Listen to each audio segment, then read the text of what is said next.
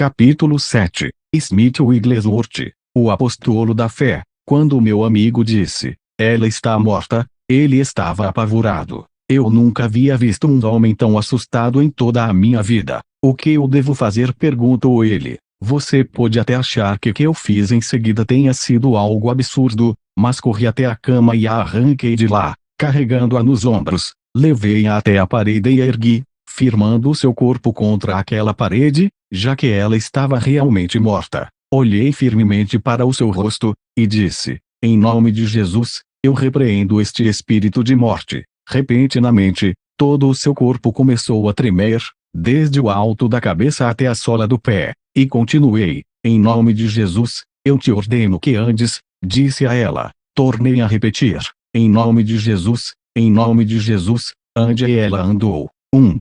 A ressurreição de mortos era apenas uma das facetas extraordinárias do ministério de Smith Wigglesworth. Este grande apóstolo da fé andou debaixo de tão grande medida da unção de Deus que os milagres que aconteceram durante o seu ministério eram coisas de valor secundário. Durante a sua vida, este que um dia havia sido encanador, daria um novo significado à palavra ousadia. Você só precisa de um requisito para ter ousadia: simplesmente crer. Para Wigglesworth, a simples obediência àquilo que se crê, não é nenhum ato extraordinário, é apenas o resultado dessa crença. Sua própria fé era conhecida como uma fé inabalável e, às vezes, implacável. Entretanto, ele também era conhecido como sendo possuidor de uma unção incomum para o ensino, bem como de um grande senso de compaixão, uma característica que produzia incontáveis conversões e milagres em seu ministério, todos os dias.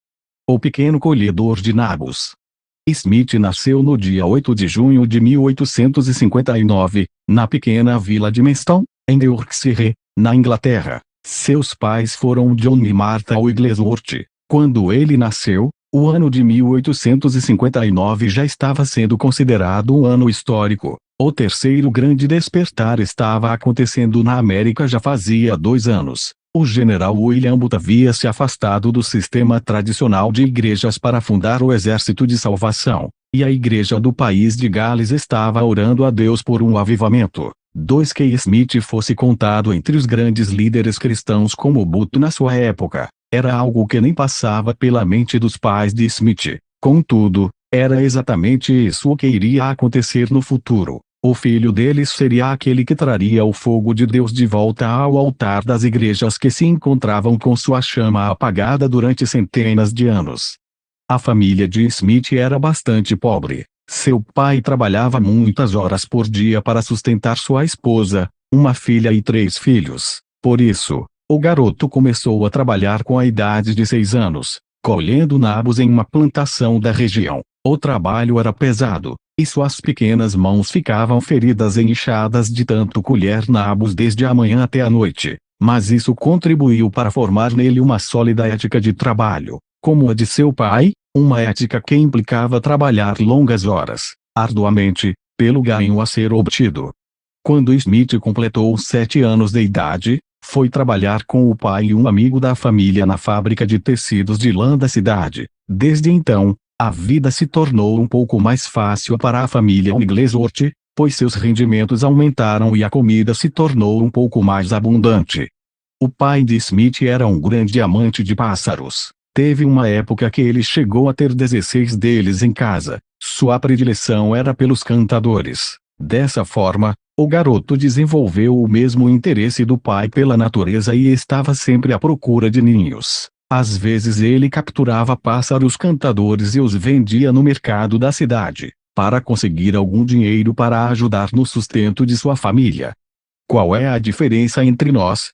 Embora seus pais não fossem cristãos, nunca houve um tempo na vida do jovem Smith em que ele não estivesse buscando a Deus. Em casa, os seus pais nunca o ensinaram a orar, mesmo assim, ele estava sempre buscando o Senhor à sua maneira. Muitas vezes Smith orava a Deus pedindo que ele lhe mostrasse onde encontrar algum ninho de pássaros e quase que instantaneamente, ele encontrava um.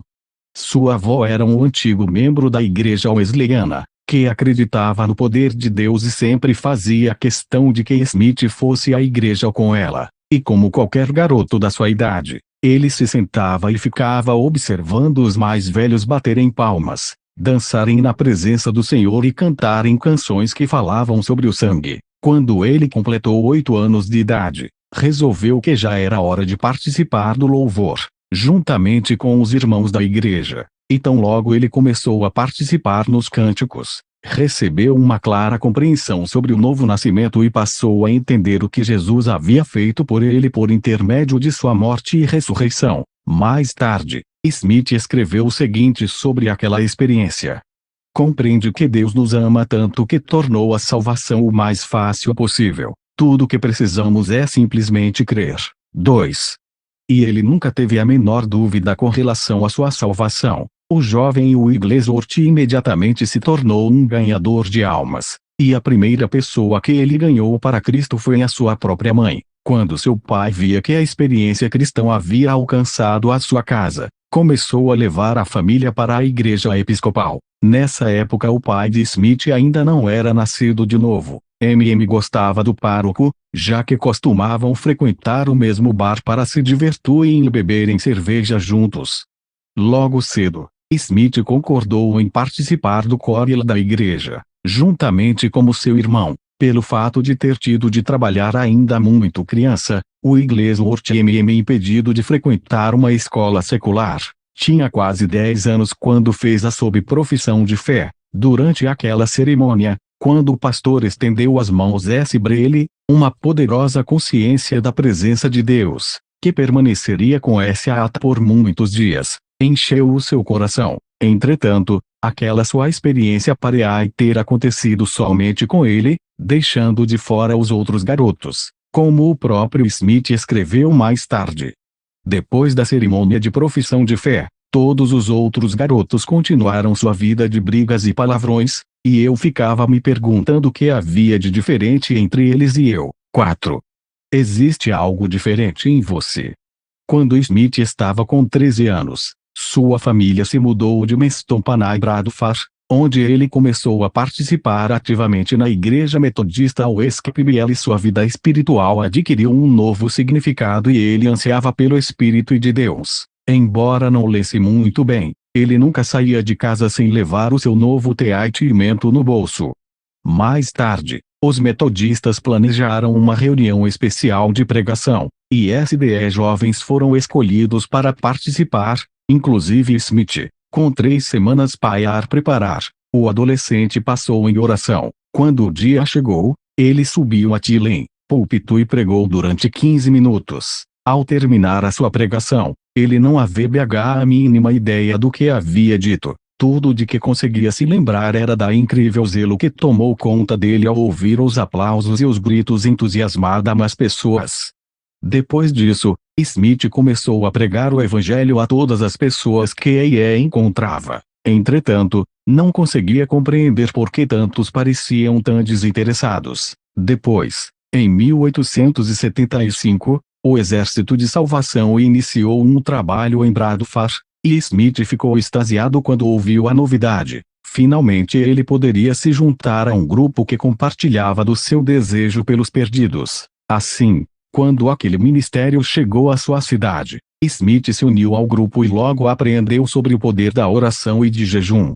Naquele tempo, o Exército de Salvação obtinha mais resultados que qualquer outro ministério, especialmente em se tratando de número de convertidos. Muitas vezes eles tinham reuniões de oração onde ficavam toda a noite prostrados diante do Senhor. Os primeiros membros do Exército de Salvação tinham grande autoridade espiritual, e isso era perceptível em cada culto que realizavam. Nas reuniões semanais, o grupo se reunia e pedia a Deus pelo menos de 50 a 100 pessoas para o Senhor, sabendo que alcançariam esse número e até mais. Um grande número de pessoas aceitou a Jesus como seu Senhor e Salvador por intermédio daquele ministério ali na cidade de Bradford. Quando Smith estava com 17 anos de idade, um homem de Deus que trabalhava com ele no moinho, lhe ensinou a profissão de encanador, e durante o tempo que trabalharam juntos, esse homem explicou a Smith o significado e a importância do batismo nas águas.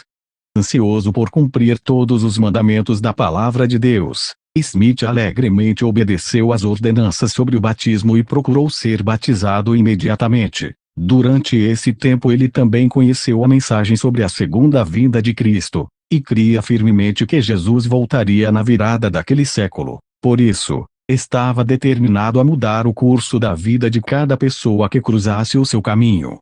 Confiando totalmente que o Senhor proveria todas as coisas para ele, Smith decidiu começar o seu ministério. Em 1877, ele foi procurar emprego em uma companhia de serviços hidráulicos. Chegando lá, porém, o dono lhe informou que não havia vagas. Smith agradeceu, se desculpou por estar tomando o seu tempo, e se virou para sair. De repente, entretanto, o homem o chamou de volta e lhe disse: "Existe alguma coisa diferente em você. Eu simplesmente não posso deixá-lo ir." 5 Assim, Smith foi contratado.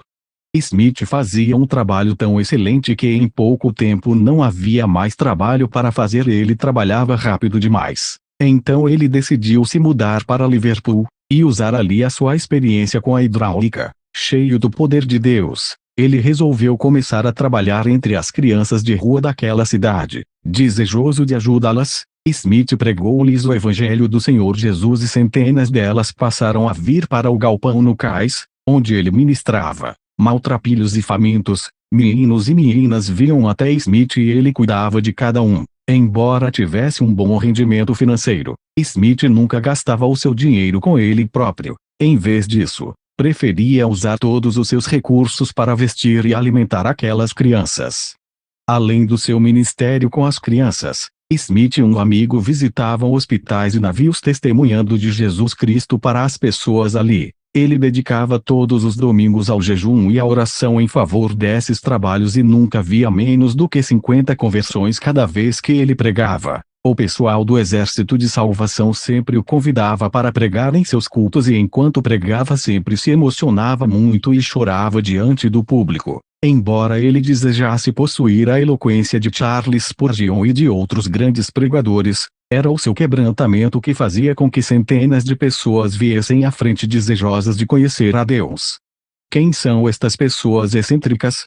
Um dos diferenciais mais marcantes da vida de Smith Wigglesworth foi a sua ex-esposa, Mary Jane Pfefferstone. Na vida de grandes casais envolvidos com o ministério cristão, parece que quando um é muito vigoroso, o outro deve exercer um papel mais nos bastidores, para poder evitar ao máximo os conflitos. Entretanto, definitivamente esse não era o caso dos Wigglesworth.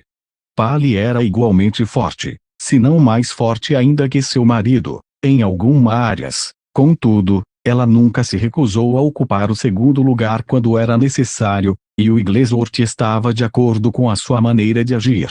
Ele disse o seguinte, a respeito da companheira: "Tudo que sou hoje eu devo, pela graça de Deus, a minha preciosa esposa. Ela sempre foi adorável." 6. Polly Featherstone nasceu em uma boa família metodista. Embora seu pai fosse um dos defensores do movimento pela abstinência, acabou herdando uma grande fortuna que fora amealhada com a venda de bebidas alcoólicas. Não obstante, coerente com suas convicções, ele recusou-se a aceitar um centavo sequer dessa herança de origem iníqua. Polly observou o estilo de vida de seu pai e reproduziu o seu caráter firme e as suas crenças sobre santidade. Uma outra característica dela é que sempre falava o que pensava. Mais tarde, Polly abandonou seu ambiente na alta sociedade e foi em busca de fama e fortuna, na cidade de Bradford. Quando chegou ali, arranjou emprego na casa de uma família numerosa. Certo dia, quando estava ali naquela cidade, ouviu gritos e sons de trombetas. Procurando chegar até onde estava o barulho, ficou intrigada com o que viu. Era uma reunião ao ar livre. Naquela época, o Exército de Salvação ainda não era uma organização muito conhecida. Polly pensou, quem são estas pessoas excêntricas? Curiosa, ela seguiu o grupo que foi parar em uma velha e espaçosa construção. Quando os membros daquele exército marcharam para dentro do prédio, ela permaneceu na esquina, com a esperança de que ninguém a tivesse visto ali. Finalmente, vencida pela curiosidade, entrou, meio que escondida, e sentou-se na parte de cima, na galeria. Aleluia! Está feito. Naquele dia, quem estava pregando era Gypsy Tilly Smith, irmã do famoso evangelista Gypsy Radney Smith. Literalmente despejando sua ardente mensagem sobre as pessoas, ela pregou a salvação por intermédio do sangue de Jesus. Polly foi profundamente tocada por aquelas palavras e, compreendendo a sua condição de perdida, saiu da galeria, dirigiu-se até a parte da frente do salão e caiu de joelhos. Ela recusou a oração de qualquer um dos ajudantes que estavam ali até que, finalmente, Tilly Smith abriu caminho em direção ao lugar onde ela estava, vindo ao seu encontro para orar com ela. Com a luz de Cristo aquecendo seu coração, Polly levantou-se de um salto, tirou suas luvas, atirou-as para cima, e gritou: Aleluia! Está feito. Sete sentado entre os presentes, não muito longe de onde ela estava, um jovem olhava atentamente para Polly. Esse jovem, mais tarde, se tornaria o seu futuro marido e companheiro de destino, Smith Wigglesworth. Parecia que desde o início havia uma inspiração divina sobre ela, disse Smith. 8 Na noite seguinte, quando ela estava dando o seu testemunho, ele sentiu que ela era a pessoa de Deus para ele. Depois de concluir o habitual período de treinamento do Exército de Salvação, Polly recebeu, do próprio General Booth, a patente de oficial daquele exército. Em seguida, Polly seguiu para a Escócia, para servir no destacamento daquele país durante uma temporada. Ao terminar, retornou para Bradford. Algum tempo depois, ela deixou o exército, por causa de um conflito a respeito de seu relacionamento com Wigglesworth. Ela era uma oficial, enquanto ele era apenas um simples soldado. E apesar de Smith nunca ter ingressado oficialmente no Exército de Salvação, as regras sobre relacionamentos entre essas duas categorias eram muito rigorosas. Depois que deixou o Exército de Salvação, Polly passou a fazer parte de um outro exército, agora o Blue Ribbon Army, Exército da Fita Azul. Entretanto, permaneceu sendo sempre uma grande amiga dos membros do seu antigo destacamento. Nessa época, os líderes da Igreja Metodista a convidaram para fazer um trabalho de evangelismo entre as igrejas deles, e centenas vieram a se converter por intermédio do ministério dela. O poder de Deus estava claramente muito forte em sua vida. Smith, você não é meu dono. Polly se tornou a Sra. Wigglesworth em 1882, com a idade de 22 anos. Smith era um ano mais velho. Nessa época, ele estava muito satisfeito com seu trabalho no setor hidráulico, e encorajou sua esposa a continuar o seu ministério evangelístico. Contudo, ele sentia um peso no coração por certa área da cidade de Bradford, onde não havia igreja. Por isso, o casal alugou um pequeno local e abriu as suas portas para a realização de reuniões ali. Deram o nome de Missão da Rua Bradford ao local. Em 30 anos de casados, os Wigglesworth tiveram uma filha, Alice, e 4 filhos, Seth, Harry, Ernest e George, que veio a falecer no ano de 1915. Antes do nascimento de cada um dos seus filhos, os Wigglesworth oravam consagrando-os a Deus, para que fossem servos do Senhor. Depois que nasciam, Smith cuidava deles durante os cultos, para que sua esposa pudesse pregar. E logo que a mensagem terminava, Smith vinha para o púlpito e orava por aqueles que aceitavam a Jesus. Nem um pouco incomodado pelo papel ministerial de sua esposa, Smith dizia: o trabalho dela é lançar a rede, o meu, puxar os peixes para fora da água. Este último é tão importante como o primeiro. 9 Ele reconhecia o valor de se ter um coração de servo. O inverno de 1884 foi muito rigoroso em Bradford, e por isso, os encanadores estavam sendo muito requisitados. Smith não apenas trabalhou duro durante toda aquela estação, como também continuou ocupado por mais uns 2 anos, consertando os estragos causados pelas complicações daquele inverno. Durante aqueles dias de muito trabalho e grande prosperidade, a frequência de Smith à igreja foi diminuindo rapidamente e o seu coração começou a esfriar-se com relação às coisas de Deus. Entretanto, enquanto seu interesse pela obra do Senhor diminuía, o de Polly crescia a cada dia e o seu zelo por Deus e por uma vida de oração nunca vacilaram. Sua consistência e diligência na obra de Deus faziam com que a falta de interesse de Smith se tornasse ainda mais evidente, e isso fez com que ele passasse a ficar irritado com a simples presença da esposa. Certa noite, Polly voltou da igreja um pouco mais tarde do que o costume. Por isso, tão logo ela entrou em casa, Smith disse-lhe: "Eu sou o chefe desta casa, e não vou permitir que você volte tão tarde desse jeito." Ao que Polly retrucou na mesma hora: "Sei que você é o meu marido, mas Cristo é o meu dono." 10 Então, profundamente irritado, Smith abriu a porta dos fundos, empurrou-a para fora de casa, e trancou a porta atrás dela. Contudo, tão aborrecido ele estava com ela que se esqueceu de trancar a porta principal. Ela simplesmente deu a volta até a frente da casa e entrou dando gargalhadas. Na verdade, ela riu tanto que Smith finalmente desistiu e começou a rir também. E enquanto ele estava rindo, sentiu que deveria passar uns 10 dias em jejum e oração, buscando a presença do Senhor. Em desespero e profundamente arrependido, encontrou o caminho da restauração.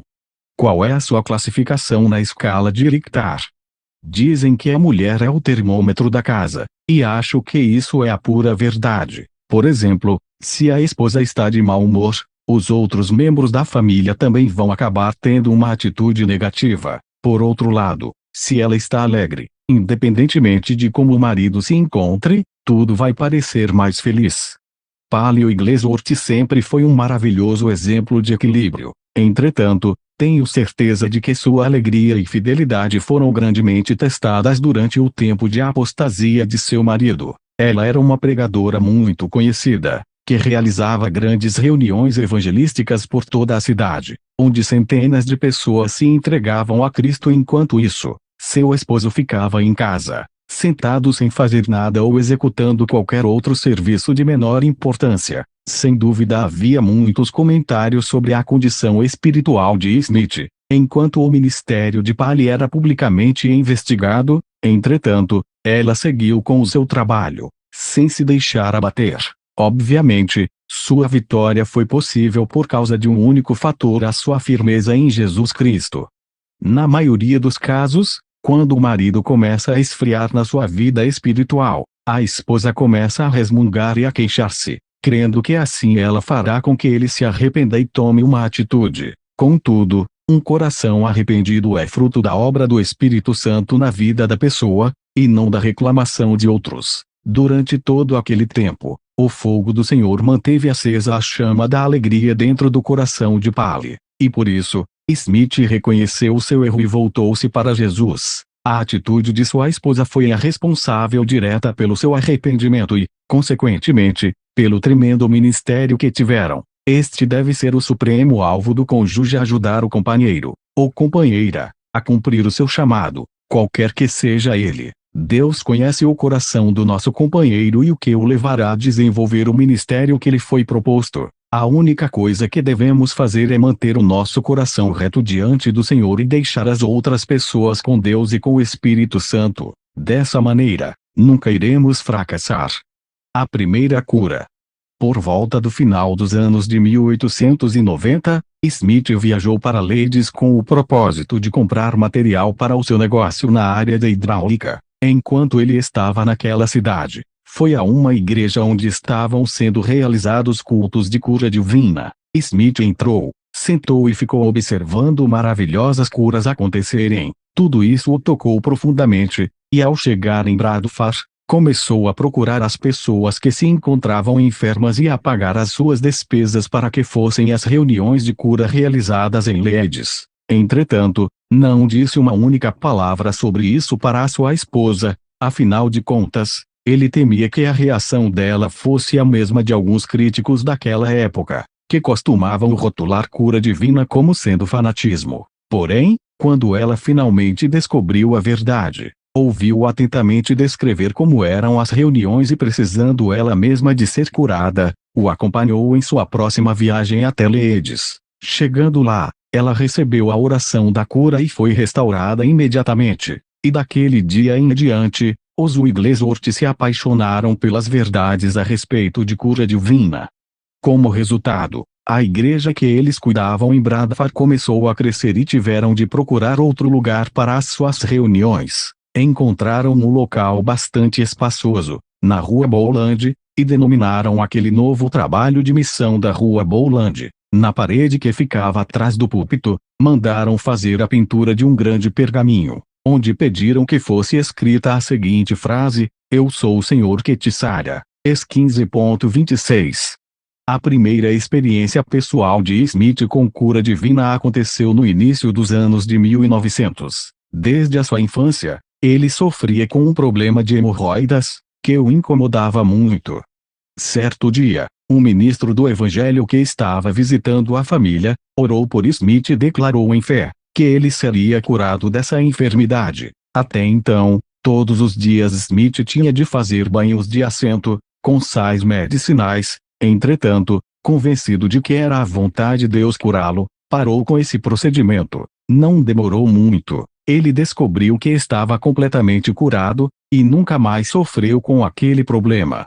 Neste ponto de sua vida, Smith passou a dedicar-se totalmente ao ministério de cura divina. Sendo seu próprio patrão, ele tinha tempo para organizar grupos para ir até a casa de cura de Leeds, sempre pagando do seu bolso por todas as despesas da viagem. Smith era conhecido por sua grande compaixão para com os enfermos e necessitados. Quando os obreiros da casa de cura viam Smith chegar com os grupos de enfermos, costumavam rir entre si, pois o que parecia era que ele não compreendia que Deus poderia curar aquelas pessoas em Bradford, da mesma maneira que curava em Leeds. Empurrado para o púlpito. Convencidos de que Smith precisava de um empurrãozinho para iniciar o seu ministério público, os líderes da casa de cura de Leeds tomaram uma decisão. Aproveitando a ocasião em que eles estavam indo para a convenção de Keswick, pediram que, durante o tempo que estivessem fora, ele assumisse a responsabilidade pelos trabalhos. Inicialmente Smith ficou meio receoso, mas os ministros lhe asseguraram de que ele era absolutamente capaz de executar a tarefa. Sem outra alternativa, ele se consolou, dizendo a si mesmo que ele só precisaria ser o responsável, e que haveria um grande número de pessoas dispostas a pregar. Contudo, todos concordaram que era ele quem deveria fazer isso. Assim, bastante temeroso, ele começou a ministrar e no final de sua mensagem, 15 pessoas vieram à frente para receber a oração de cura. Entre elas estava um homem que andava com a ajuda de muletas e, quando Smith orou por ele, começou a saltar e a correr pelo salão, livre das muletas e totalmente curado. Ninguém naquele local estava mais surpreso que o próprio Smith. Depois dessa reunião, as portas começaram a se abrir para Smith pregar, e não demorou muito para ele anunciar que iria começar reuniões de cura em Bradford. Na primeira noite de reuniões, 12 pessoas vieram para serem curadas e todas receberam a cura. Entre estas estava uma senhora que tinha um enorme tumor que vazava constantemente. Depois de receber a oração da fé, ela voltou para a sua casa. No dia seguinte, ela retornou contando que no local do tumor agora havia apenas uma cicatriz. Por favor, cale a boca. Não demorou muito, e Smith teve de enfrentar o seu primeiro desafio. Era uma questão de vida ou morte. A esposa de um amigo muito querido estava tão doente que os médicos acreditavam que ela não passaria daquela noite. O amigo de Smith disse-lhe que não tinha fé para que a esposa fosse curada. Uma profunda compaixão encheu o coração de Smith e ele decidiu que iria fazer de tudo para ajudar aquela família. Assim, foi procurar um pastor que estava abrindo uma pequena igreja em Bradford, e perguntou-lhe se ele poderia ir orar por aquela senhora, mas o ministro se recusou. Então ele foi em busca de um amigo, muito conhecido por suas orações fervorosas. O amigo concordou em ir com ele, e assim, os dois seguiram para a casa da enferma. Smith sentiu-se encorajado por ter alguém com ele, e pediu ao amigo que começasse a orar tão logo entrasse na casa. Ao ver o estado de total fraqueza em que a senhora se encontrava, ele atendeu imediatamente ao pedido de Smith e começou a orar, mas não como Smith esperava. Em sua oração, o homem começou a pedir pela família que ficaria enlutada e continuou nesse tom negativo até que Smith pediu que ele parasse de orar, pensando que o pior já havia passado. Wigglesworth pediu ao marido da enferma que orasse também, mas a oração dele seguiu o mesmo tom desalentador da anterior. Finalmente, quando Smith já não estava aguentando mais aquilo, gritou tão alto que podia ser ouvido lá da rua: Senhor, faça-o calar. E o esposo se calou.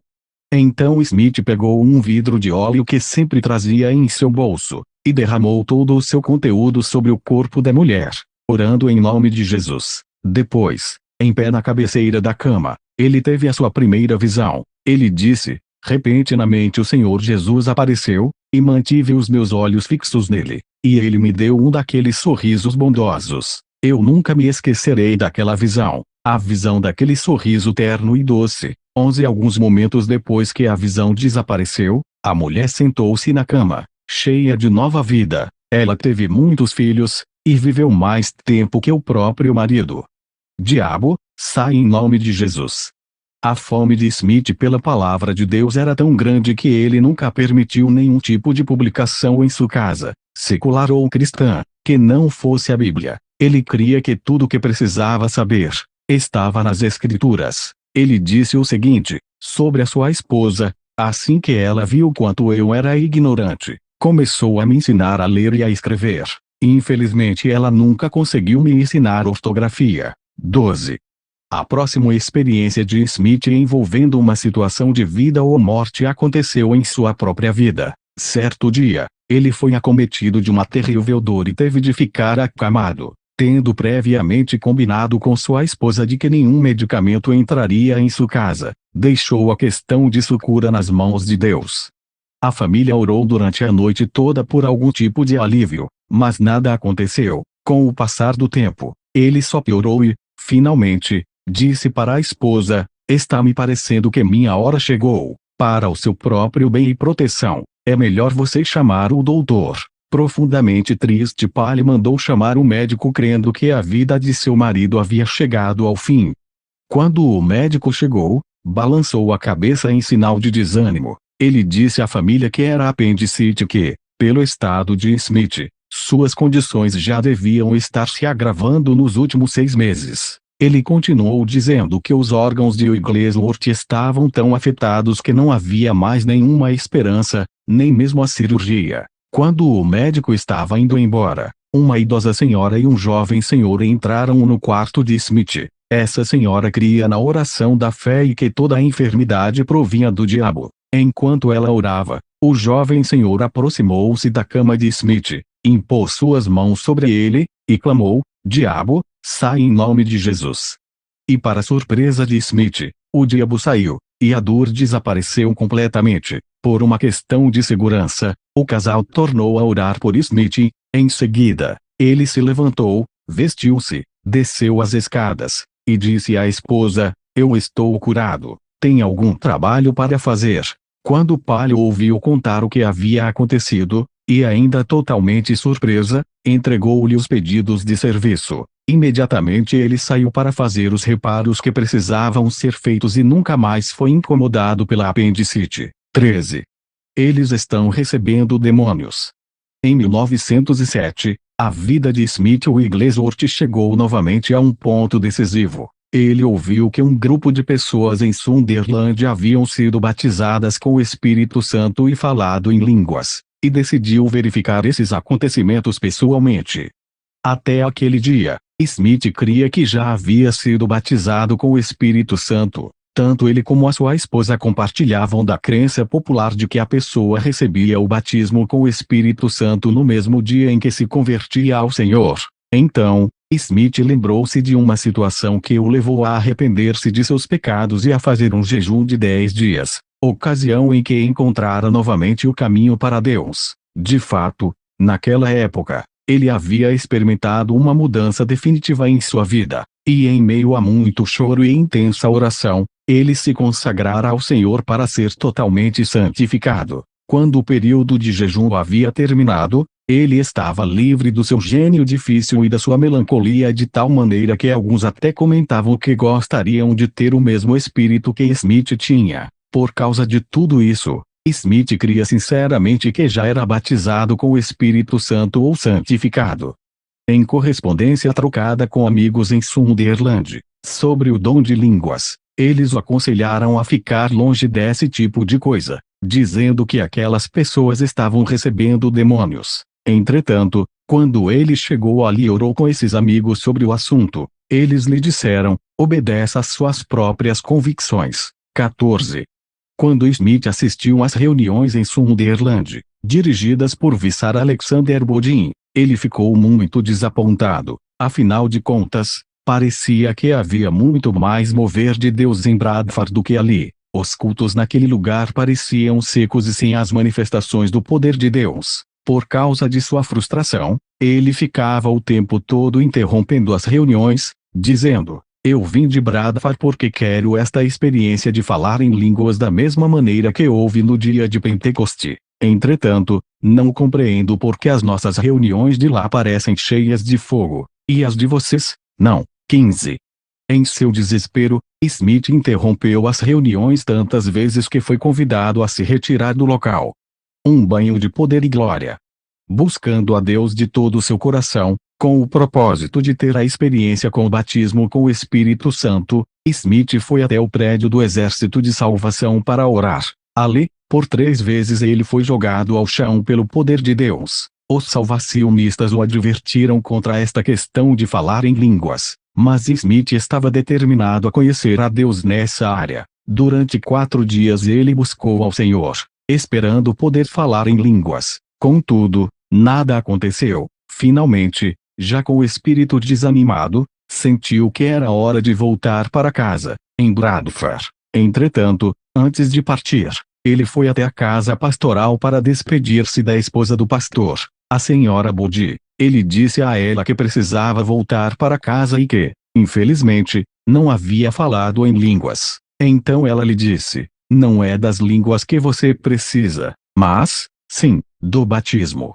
16. Ao ouvir isso, Smith pediu que ela impusesse as mãos sobre ele, antes que partisse. Ela fez uma oração simples, mas poderosa e, em seguida, saiu da sala. E foi aí que o fogo caiu. Banhado pelo poder e pela glória do Senhor, Smith teve uma visão da cruz de Cristo, vazia, e Jesus exaltado à direita do Pai. Cheio de louvor e adoração, Smith abriu a sua boca e começou a falar em línguas. Ele finalmente compreendeu que, embora já tivesse recebido a unção, agora recebia o batismo com o Espírito Santo, como foi no dia de Pentecoste.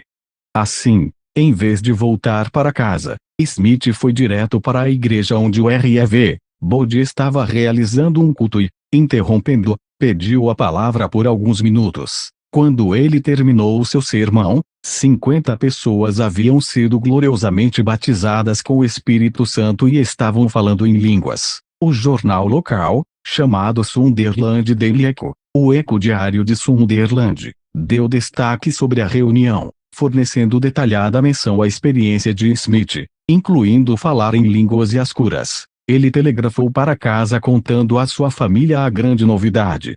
Risada santa. Ao voltar para a cidade de Bradford, Smith sabia que teria de enfrentar alguns desafios a respeito daquela sua nova alegria, e ele tinha razão. Assim que ele entrou em sua casa, Pa lhe disse com toda a firmeza: quero que você saiba que eu já sou batizada no Espírito Santo tanto quanto você, e não falo em línguas. Domingo você vai pregar sozinho, e quero só ver o resultado de tudo isso. 17.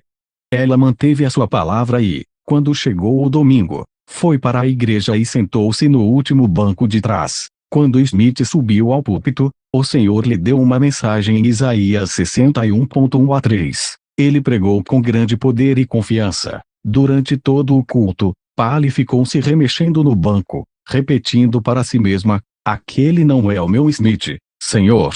Aquele não é o meu Smith, símbolo de marca comercial. Após o término da mensagem, um trabalhador ficou de pé e disse que desejava ter a mesma experiência que Smith tinha. Quando ele foi sentar-se, não calculou bem onde estava a cadeira e acabou indo parar no chão. O filho mais velho de Smith também ficou de pé e repetiu as mesmas palavras que o homem havia dito. Ao tentar sentar-se, igualmente não viu direito onde estava a cadeira e também caiu. Em um curto espaço de tempo, 11 pessoas estavam no chão, rindo sob o poder do Espírito. Então, Toda a congregação foi dominada por uma risada santa, no momento em que Deus derramava o seu espírito sobre os presentes. E esse foi o começo do grande derramamento espiritual ocorrido na cidade de Bradford, quando centenas de pessoas receberam o batismo no Espírito Santo e o dom de línguas. Pouco depois que Paley recebeu o batismo com o Espírito Santo, o casal viajou por todo o país, atendendo a convites para pregar. E onde eles chegavam, parecia que uma grande convicção de pecados caía sobre o povo. Certa ocasião, quando Smith entrou em um supermercado para fazer compras, 3 pessoas caíram de joelhos, em sinal de arrependimento. Uma outra vez, enquanto 2 senhoras estavam trabalhando no campo, Smith passou por elas e gritou-lhes: "Vocês já estão salvas." E no mesmo instante, elas colocaram suas vasilhas no chão, e começaram a clamar a Deus. 19. O pacto financeiro com Deus. Nos dias que se seguiram, Smith desenvolveu o hábito de orar e jejuar. Logo, pessoas de todas as partes do país começaram a enviar cartas para ele, pedindo-lhe que fosse até onde moravam, e orasse por aqueles que estavam doentes ali. Smith atendia a todos os pedidos que podia. Às vezes, após uma viagem de trem até alguma cidade, ele ainda tinha de pegar uma bicicleta e viajar mais uns 20 quilômetros para chegar até onde se encontrava um dos aflitos que precisavam de suas orações. E por causa dessa incrível demanda em seu ministério, Smith logo viu seu trabalho de encanador entrar em declínio. Afinal, ele tinha de sair de sua cidade tantas vezes, para ir orar por alguém, que seus clientes acabavam tendo de chamar um outro profissional para fazer o serviço. Cada vez que ele retornava à sua cidade, havia menos serviço para ele fazer. Certa vez, quando ele retornou de uma conferência, viu que a maioria de seus clientes havia procurado outro profissional para fazer o serviço de que estavam precisando. Entretanto, houve uma viúva que não conseguiu ninguém para ajudá-la. Ora isso, quando ele chegou, dirigiu-se imediatamente para a casa dela, fez os consertos necessários e também consertou o telhado que estava danificado. Quando ela lhe perguntou quanto era o preço do seu trabalho, Smith respondeu: "A senhora não me deve nada. Isso vai ser a minha oferta ao Senhor, pelo meu último trabalho como encanador." 20. Depois dessa declaração, ele quitou suas dívidas, fechou o seu negócio e começou um ministério de tempo integral. Ele acreditava que, apesar das histórias de pobreza que havia ouvido, Deus supriria abundantemente as suas necessidades, bastava apenas servir ao Senhor fielmente. Assim, confiante em sua parceria com Deus, Smith estipulou uma condição: "A sola dos meus sapatos nunca serão um motivo de vergonha, e eu nunca terei de usar calças rasgadas nos joelhos. Se uma dessas coisas acontecerem comigo, avisei ao Senhor que voltarei a trabalhar como encanador." 21. Deus nunca deixou de suprir todas as necessidades de Smith, e ele nunca mais voltou a trabalhar como encanador. Deixe-a ir. Uma das maiores tristezas da vida de Wigglesworth estava prestes a acontecer. Certo dia, enquanto estava na estação de trem, esperando o momento de viajar para a Escócia, Smith recebeu uma notícia devastadora. Paley havia tido um ataque do coração enquanto voltava da missão da Rua Bowland. Embora tivesse voltado o mais rápido que pôde para o lado de sua esposa, quando Smith chegou, viu que o espírito de sua companheira já havia partido para estar com o Senhor. Sem aceitar esse fato, ele imediatamente repreendeu a morte e, mesmo instante, a vida retornou ao corpo de Paley. Porém, por apenas alguns momentos, o Senhor lhe disse: "Chegou a hora de levá-la para casa, para estar comigo." Então, com o coração arrasado, Smith liberou sua companheira, aquela a quem ele havia amado por tantos anos, para que fosse com o Senhor. Paley Wigglesworth serviu a Deus até o seu último dia de vida, que foi 1º de janeiro de 1913. 22 dizem que após a sua morte, Smith pediu a Deus que lhe concedesse porção dobrada do Espírito Santo. 23 É daquele momento em diante, seu ministério tornou-se ainda mais cheio de poder. Eis o segredo. Imediatamente depois desses acontecimentos, Smith começou a ministrar em todo o país, viajando na companhia de sua filha e do genro. Naquela época, Era muito incomum a imprensa secular britânica noticiar alguma coisa a respeito do Mian, símbolo de copyright religioso. Entretanto, o Daily Mirror, espelho diário, dedicou a sua primeira página para estampar 4 fotos retratando o Wigglesworth em seu ministério dinâmico. 31 é pelo fato de que esse jornal era o que possuía a maior circulação naqueles dias. Centenas de pessoas começaram a procurar o ministério de Smith. Ele tinha uma incrível capacidade de revelação nos assuntos relacionados à fé e seus ensinamentos. Nessa área atraiu multidões. O Wigglesworth não se contentava em ter apenas uma esperança de que a oração pudesse funcionar. A revelação que recebera sobre fé era prática, concreta, capaz de amolecer o coração mais endurecido pelo pecado, para a realidade do amor de Jesus Cristo.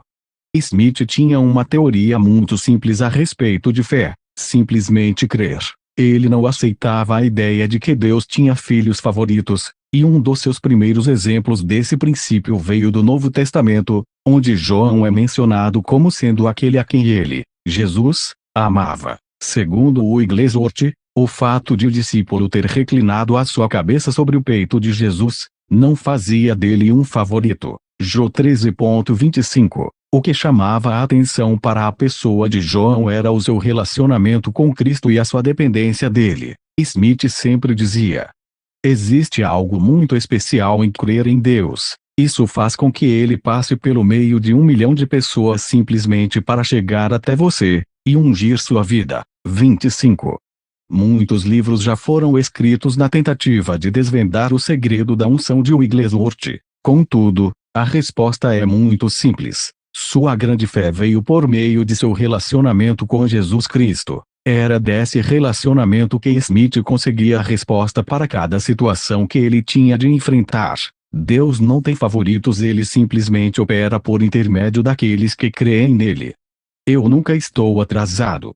Os métodos usados por Smith estavam frequentemente sendo criticados ou mal compreendidos. Entretanto, ele nunca se deixava abalar por essas críticas e sempre tinha compaixão por aqueles que lhe criticavam. Em vez de revidar, Smith sempre respondia: não sou impulsionado por aquilo que ouço ou vejo, mas, sim, pelo que creio. 26.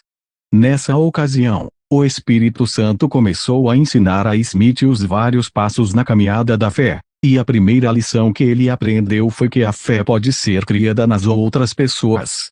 Um exemplo desse conceito aconteceu com um garoto que estava seriamente enfermo. A família mandou um recado para Smith, pedindo que ele viesse vê-lo. Entretanto, ao chegar, a mãe do menino foi encontrá-lo à porta, dizendo: infelizmente você chegou muito tarde. Não existe mais nada que se possa fazer por ele. Ao que Smith respondeu: Deus nunca me envia a algum lugar muito tarde. 27. As condições do rapaz eram tão ruins que se eles simplesmente o movessem de onde ele se encontrava, seu coração poderia parar e ele certamente morreria. A família não teve fé para crer, e o jovem estava muito doente para crer por si mesmo. Antes de SM ter a oportunidade de orar pelo garoto, teve de sair para oficializar um noivado em uma igreja naquela região. Entretanto, antes de deixar a casa, disse à família que coitaria e que era para eles prepararem uma roupa para o filho vestir,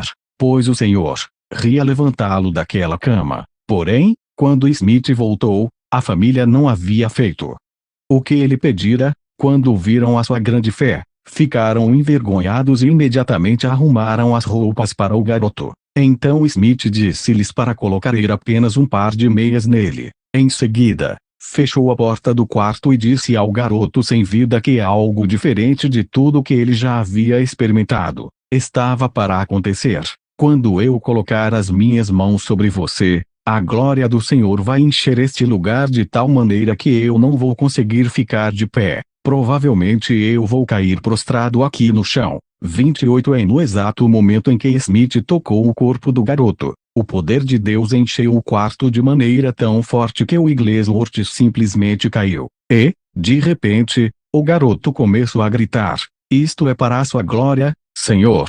Smith ainda estava no chão quando o jovem se levantou da cama e vestiu-se. Em seguida, abriu a porta e gritou: Pai, Deus me curou. Eu estou curado. 29.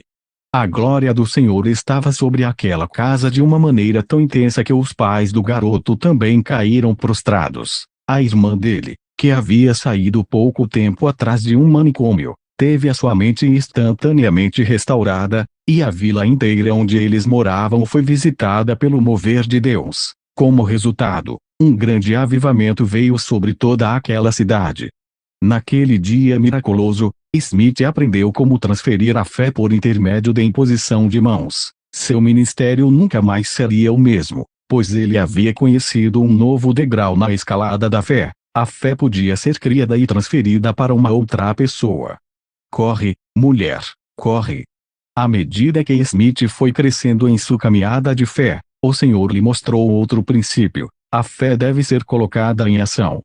Até então, uma boa parte dos crentes parecia crer que Deus agia somente de maneira soberana, e que eles não tinham parte nisso. Porém, o ministério de Smith Wigglesworth trouxe uma nova luz a essa área escura da vida deles. Através do seu profundo relacionamento com Deus, ele começou a perceber na Bíblia que as pessoas que recebiam alguma bênção do Senhor haviam agido em fé na palavra para obter os resultados. Por isso, o seu ministério começou a adotar essa operação de fé em todos os cultos. No início de seus apelos, Smith costumava dizer: se você der apenas um passo, você será abençoado; se andar 100 metros, alcançará mais. Agora, se você vier até aqui na plataforma, nós vamos orar por você, e Deus vai suprir as suas necessidades com a sua provisão. 30.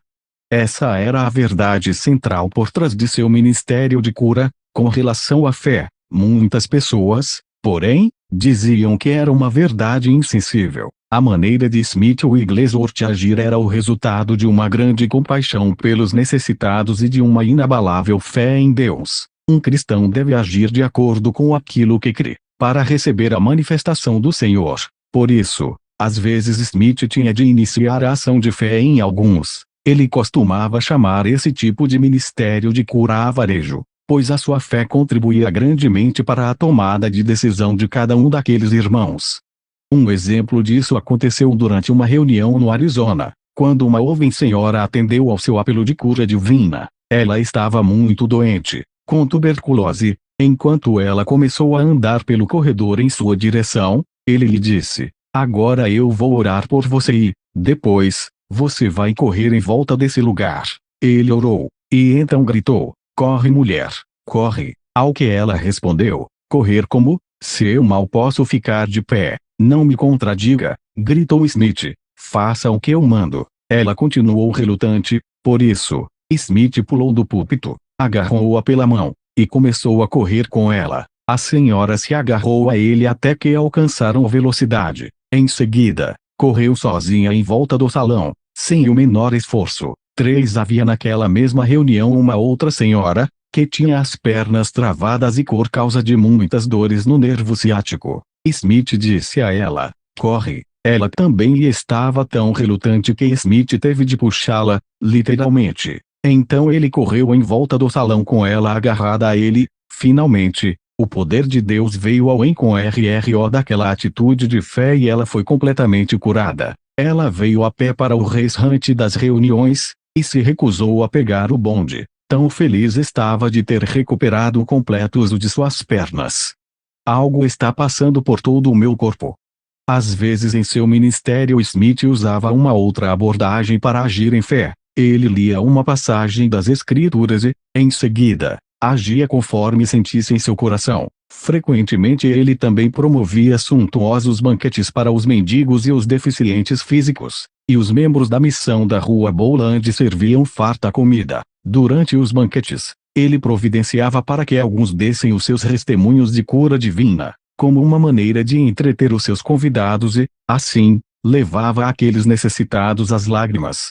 Durante o primeiro banquete, Smith já estabeleceu um precedente para os outros que ele planejava. Ao final daquela primeira grande refeição, ele anunciou: nesta noite nós oferecemos diversão a cada um de vocês aqui nesta festa. Entretanto, no próximo sábado, teremos uma outra reunião. Todos vocês que hoje estão impossibilitados de andar, que vieram em cadeiras de rodas, Vocês que já gastaram tudo o que tinham com médicos e não conseguiram serem curados, serão aqueles que vão nos entreter contando as histórias de libertação que receberam hoje, pelo poder do nome de Jesus. E para concluir, disse: quem aqui deseja ser curado? 32.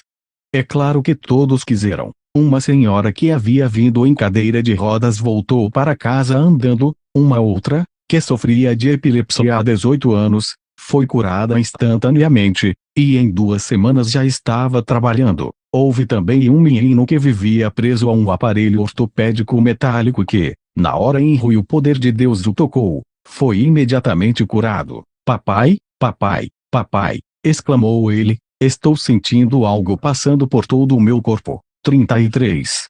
Semana após semana, as notícias dos milagres das reuniões anteriores se espalhavam, atraindo assim os doentes e aflitos para as reuniões dos banquetes. E que tremendo avivamento começou entre eles, simplesmente por agirem segundo a palavra de Deus. Eu vou mover o Espírito. Smith Wigglesworth levava Hebreus 11.6 muito a sério. Ele cria que, sem fé, é realmente impossível agradar a Deus. Por causa disso, ele incorporou essa fé em todos os segmentos de sua vida espiritual, incluindo as manifestações do Espírito Santo. Quando o mover do Espírito, por menor que fosse, vinha sobre Smith, ele se retirava para uma sala para estar a sós com o Senhor. E foi no desenvolvimento desse relacionamento de sensibilidade à vontade do Espírito Santo que ele compreendia a maneira de agir em fé enquanto ele cooperava com o Espírito. Certa vez, durante uma reunião, alguém fez um comentário sobre a rapidez com que Smith entrava no mover do Espírito. Então lhe perguntaram qual era o seu segredo, e ele respondeu: bem, é o seguinte, se o Espírito não se movia em mim, eu movo o Espírito. 34 Aqueles que não entendiam os princípios da fé pensavam que essas declarações eram arrogantes e desrespeitosas. Na realidade, porém, Smith sabia como atrair o Espírito de Deus. Aquela atitude era uma questão unicamente de e não de arrogância. Se no momento de iniciar um culto, Smith não sentisse o mover do Espírito, ele começava a si mesmo. Então, pela fé, ele levava os ouvintes a se focalizarem na palavra e no poder de Deus e fazia com que as expectativas deles com relação ao culto aumentassem. Como resultado disso, o Espírito Santo se manifestava entre eles em uma resposta direta à sua fé. E era também pela fé que Smith tomava a iniciativa e exercitava os dons que havia dentro dele. O Wigglesworth não ficava esperando que algo sobrenatural viesse e se apossasse dele espiritualmente. Para ele, cada ação, cada operação e cada manifestação provinha de uma só coisa: fé completa. A fé verdadeira confronta, e é acesa pela nossa iniciativa. Depois disso, Smith começou a ensinar aos membros do corpo de Cristo que eles poderiam falar em línguas por iniciativa própria. Para ele, a fé era a principal substância que movimenta o espírito humano, e não algum poder soberano. J.S. Stiles, um grande autor e ministro da Assembleia de Deus, aprendeu esse maravilhoso princípio com Smith Wigglesworth, e carregou-o consigo por todo o seu ministério. Em uma grande reunião na Califórnia, Smith pediu a todos aqueles que ainda não haviam recebido o batismo com o Espírito Santo, que se colocassem de pé. Depois, pediu que todos aqueles que haviam recebido, mas que já não falavam em línguas por 6 meses, que também ficassem de pé. Agora vou fazer uma oração simples. Começou ele, e quando eu terminar, vou dizer agora, e todos vocês vão falar em línguas. Então Smith orou e, em seguida, gritou, agora. E tão logo todos começaram a orar em línguas, um som como de muitas águas encheu o auditório. Em seguida, ele disse para as pessoas fazerem a mesma coisa novamente, só que, desta vez, quando ele dissesse agora, todos deveriam cantar em línguas. Pela fé, ele orou, e então gritou, agora, cantem, e o som que se ouviu foi como um numeroso e glorioso coro. R.V. Stiles disse que,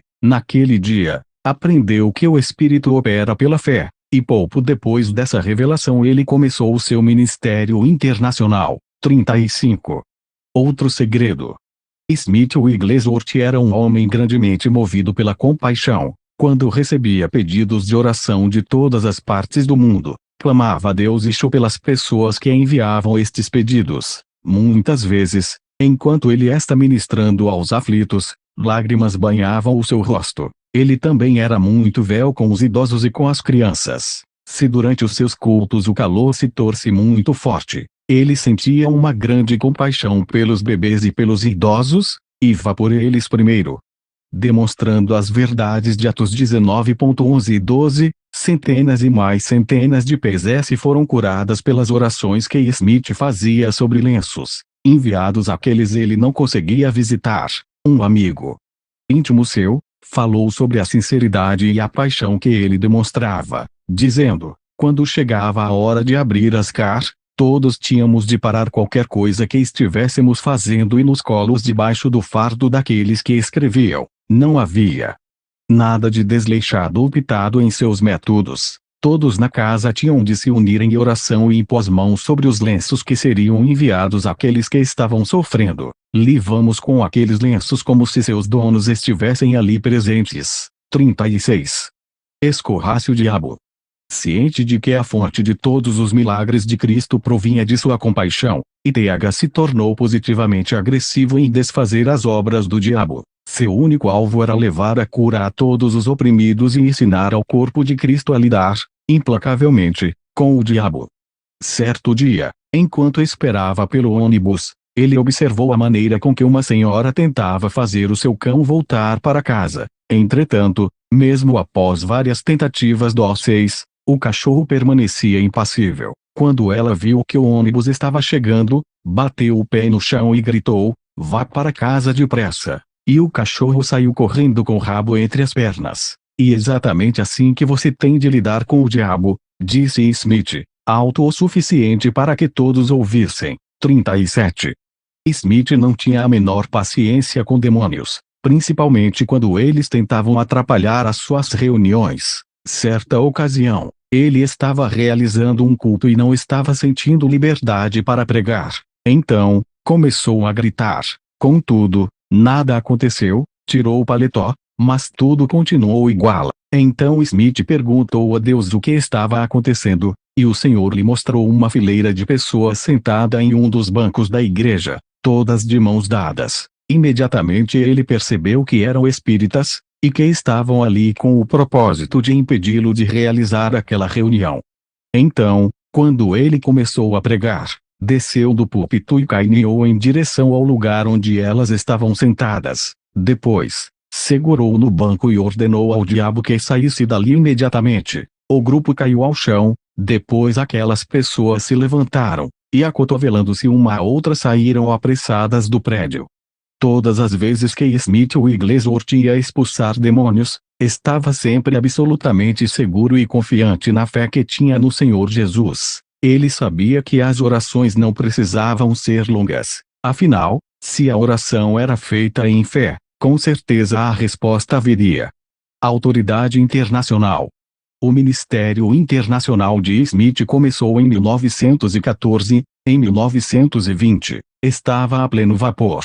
Embora as perseguições contra a sua pessoa fossem muito grandes, ele nunca dava muita importância a isso. E ao contrário do que é comum na maioria dos ministérios, existem mais escritos sobre o seu grande poder e os milagres que realizou, do que sobre os problemas e perseguições que teve de enfrentar.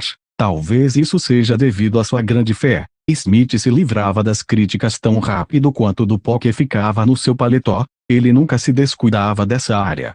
Em 1920, na Suécia, alguns profissionais da área médica e as autoridades locais acharam que poderiam frear o ministério de Wigglesworth proibindo de impor as mãos sobre as pessoas. Entretanto, ele não estava nem um pouco preocupado. Afinal, ele sabia que Deus responde à fé, e não a métodos. Por isso, após encerrar a pregação, instruiu as mais de 20.000 pessoas presentes que, enquanto ele estivesse orando, elas deveriam impor as suas próprias mãos sobre si mesmas, e acreditarem que receberiam a cura. Instantaneamente, multidões foram curadas. Smith chamou aquele tipo de cura em larga escala de cura por atacado. Naquele mesmo ano, Smith foi preso por 2 vezes na Suíça. Os mandados de prisão foram expedidos sob a acusação de prática da medicina sem licença. Em uma terceira ocasião, os oficiais chegaram até a casa de um ministro pentecostal com o outro mandado de prisão para Wigglesworth. O pastor que os recebeu à porta, disse-lhes: "O senhor Wigglesworth não está no momento, porém, antes de vocês o prenderem, gostaria de mostrar-lhes o resultado do seu trabalho nesta cidade." Em seguida, aquele servo do senhor acompanhou os policiais até a parte mais pobre da cidade, para a casa de uma senhora a qual aqueles mesmos policiais já haviam prendido várias vezes. Depois que eles viram aquela mulher totalmente transformada, prova viva de sua completa libertação e fé em Jesus Cristo, ficaram tocados e disseram ao pastor: "Não temos como fazer este trabalho parar.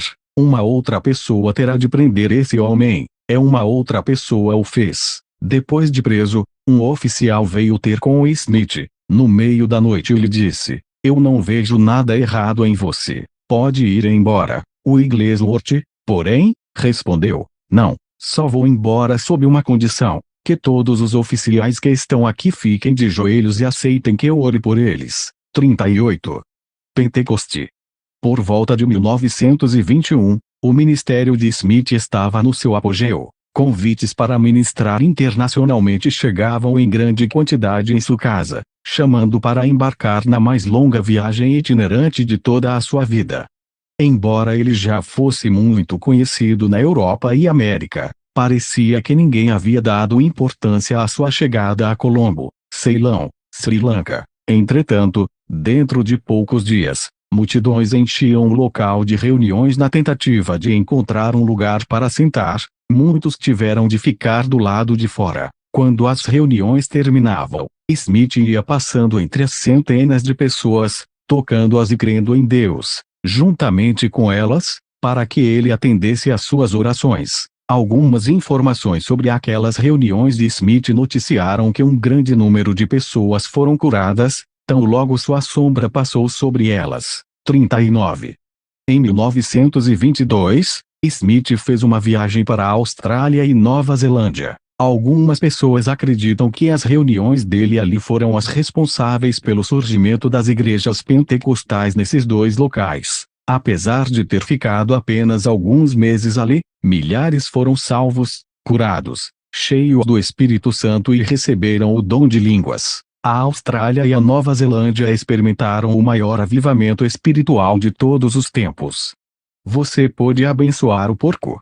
Certa vez, o Dr. Lester Sumrall, da cidade de South Bend, Indiana, compartilhou sobre um incidente muito engraçado que aconteceu durante uma viagem que ele fizera com Smith. Foi no país de Gales, quando ofereceram aos dois um jantar, e o prato principal era porco assado. Antes de comerem, os anfitriões pediram que Smith desse graças pela refeição. Então, em alto e bom som, ele orou: "Senhor Deus, se podes abençoar aquilo que amaldiçoaste, então abençoa este porco." O senso de humor de Smith e a sua ousadia causaram uma grande impressão em Sumrall. Ele geralmente ria muito quando compartilhava essa história comigo. Uma séria controvérsia. Embora muitas igrejas tenham sido fundadas como resultado das reuniões de Smith Wigglesworth, durante todo o seu ministério ele sempre preferiu não se ligar a nenhuma denominação. Seu coração estava cheio do desejo de alcançar todas as pessoas, independentemente das diferentes doutrinas. Ele nunca quis ser controlado por nenhuma denominação em particular. Surgiu, na vida de Smith Wigglesworth, uma polêmica que contribuiu ainda mais para reforçar a sua preferência por um ministério independente. Em 1915 ele havia se tornado membro da União Missionária Pentecostal, que não era uma denominação e nem oferecia qualquer licença ministerial ou ordenação. Ela existia apenas para dar cobertura a ministros que compartilhavam da mesma fé. Smith trabalhou com a UMP até que, em 1920, foi forçado a deixá-la. Os fatos se sucederam assim. Depois de 7 anos que estava viúvo, Smith desenvolveu amizade com uma mulher chamada Senhorita Anflet, e disse-lhe que sentia que os dois tinham uma afinidade espiritual. Entretanto, Anflet rejeitou aquela ideia e, juntamente com outra mulher, escreveu uma carta para o MP, reclamando da conduta de Smith. Essa carta foi endereçada a Cecil Polio, que notificou aos outros membros do conselho, bem como ao secretário, o Sr. Mundell. Embora o MP tivesse uma postura muito rigorosa com respeito a relacionamentos entre homem e mulher, Smith Wigglesworth tinha certeza de que eles iriam ficar do lado dele, apesar das acusações. Entretanto, quando o conselho recebeu a carta da senhorita Amphlett, imediatamente o Sr. Polio escreveu a Smith pedindo que ele renunciasse à sua posição no conselho e se abstivesse de participar publicamente da obra do Senhor por um longo período. Devia também buscar a restauração diante de Deus e dos homens, assumindo por um bom tempo um estilo de vida piedoso e tranquilo, e mostrando, dessa forma, frutos dignos de arrependimento. 40. Smith aceitou o pedido de deixar o conselho, embora cresce firmemente que aquelas duas senhoras haviam se juntado com o firme propósito de arruinar o seu ministério. Na verdade, ele ficou tão desapontado com Polio, por ele ter permitido que aquela situação tomasse proporções tão alarmantes, que escreveu uma carta diretamente ao secretário do conselho, o Sr. Mundell, dizendo o seguinte: creio que, desta vez, o Sr. Polio ultrapassou os limites, fazendo parecer que cometi fornicação ou adultério, e estou totalmente inocente dessas acusações. O que fiz foi agir tolamente, mas Deus já me perdoou. Essa questão foi resolvida dentro de princípios espirituais e, depois disso, também na igreja e com o Sr. Polio, e ele deveria ter dado o caso por encerrado. 41. Em uma outra carta, desta vez endereçada ao próprio Sr. Polio, Smith escreveu: Deus mesmo vai se encarregar de consertar as coisas. A boa mão do Senhor está sobre mim, e eu conseguirei refutar essas acusações. Esta semana mesmo o Senhor me usou para repreender o opressor. Por isso, amado irmão, eu lhe digo que seguirei fazendo a obra de Deus. Apenas peço-lhe que cuide para não se encontrar impedindo o Evangelho. Nesta situação você deveria ter agido comigo como desejaria que agissem com você. Não se incomode em me enviar alguma coisa para eu assinar. Eu já assinei esta carta que ora lhe envio. E isto é tudo. 42.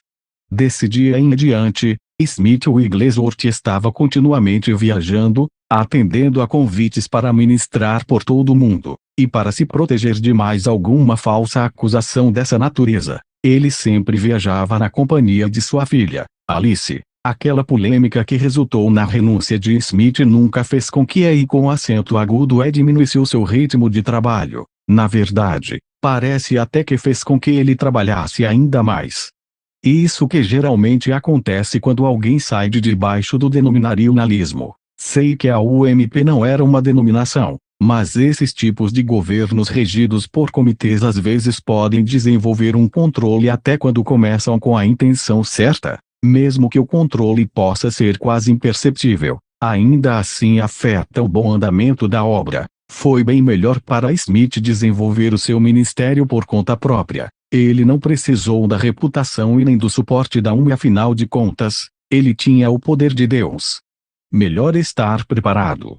Wigglesworth amava a palavra de Deus e era muito disciplinado no estudo dela. Ele nunca se considerava totalmente vestido e pronto para sair, a menos que estivesse carregando a Bíblia. Enquanto outros liam novelas, livros ou jornais, ele lia as Escrituras. Smith também nunca se levantava da mesa de um amigo sem antes ler o que ele chamava de uma pequena porção de livro.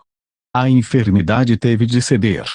Embora o próprio Wigglesworth tenha visto muitas curas e milagres acontecerem instantaneamente, ele mesmo quase não experimentou tais milagres. Em 1930, quando estava perto de completar 70 anos de idade, estava passando por uma grande luta com uma dor terrível. Ele orou ao Senhor pedindo que o livrasse daquela angústia, mas isso não aconteceu. Então decidiu ir ao médico que, após tirar algumas radiografias, disse que Smith estava com um problema muito sério de pedras nos rins em estágio bastante avançado. A cirurgia seria sua única esperança e com acento agudo a que, de acordo com o médico, se ele continuasse com aquelas dores, não viveria muito tempo. Diante de tal diagnóstico, ele respondeu: Doutor, o Deus que fez o meu corpo é o único que tem o poder de curá-lo. Enquanto eu viver, nenhuma faca vai cortá-lo. 43. O médico ficou bastante preocupado e até desanimado com essa resposta. Entretanto, o Wigglesworth saiu do seu consultório lhe assegurando que ele ainda iria ouvir de sua cura. Porém, a dor aumentava a cada dia e, para piorar, agora vinha acompanhada por inflamações. Durante as noites, Smith deitava e levantava várias vezes, rolando no chão com dores agonizantes, enquanto tentava expelir as pedras que, uma por uma, iam saindo. Ele pensou que seu suplício logo terminaria, mas durou por 6 longos e penosos anos. Durante todo esse tempo, Smith nunca deixou de comparecer a uma reunião marcada e, muitas vezes, ministrava em até 2 cultos por dia. Em algumas reuniões orava por até 800 pessoas, enquanto ele mesmo estava sentindo dores terríveis. Às vezes tinha de sair às pressas do púlpito, quando as dores se tornavam insuportáveis, para ir ao banheiro tentar se livrar de mais uma pedra. Depois retornava ao púlpito e continuava dirigindo o culto. Frequentemente acontecia de ele ter de se levantar da própria cama, para atender os pedidos de oração por cura. Poucos sabiam que ele estava passando pela maior provação de toda a sua vida. Às vezes ele perdia tanto sangue que o seu rosto ficava pálido e tinha de se envolver em cobertores para conseguir se aquecer um pouco. Passados 6 anos, mais de 100 cálculos renais já haviam sido juntados dentro um frasco de vidro. O genro de Smith, James Solatar, deu este belo depoimento a respeito dele.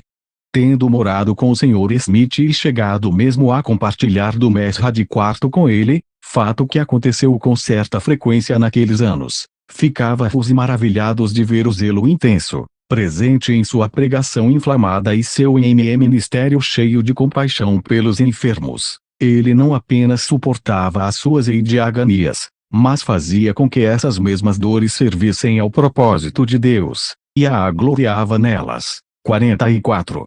Estão vendo a mim e não ao Senhor.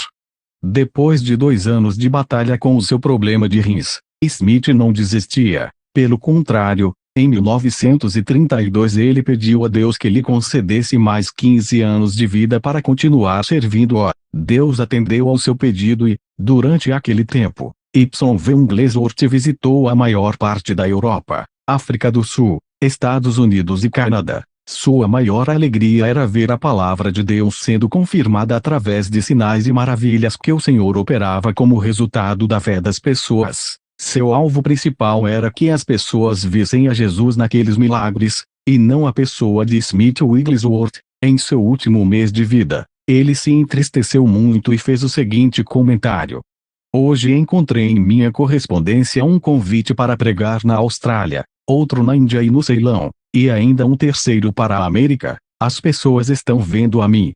E com o coração cheio de tristeza, começou a chorar.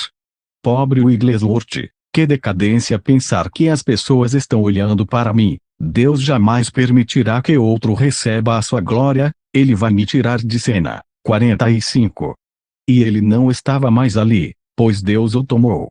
7 dias depois desse acontecimento, Smith estava indo ao funeral de um ministro amigo seu. Durante o caminho, ele comentou com alguns amigos que estava se sentindo maravilhosamente bem. Ele mostrou os diferentes lugares onde ele e Palha haviam visitado ou pregado e, depois, falou sobre os grandes milagres ocorridos enquanto estavam lá.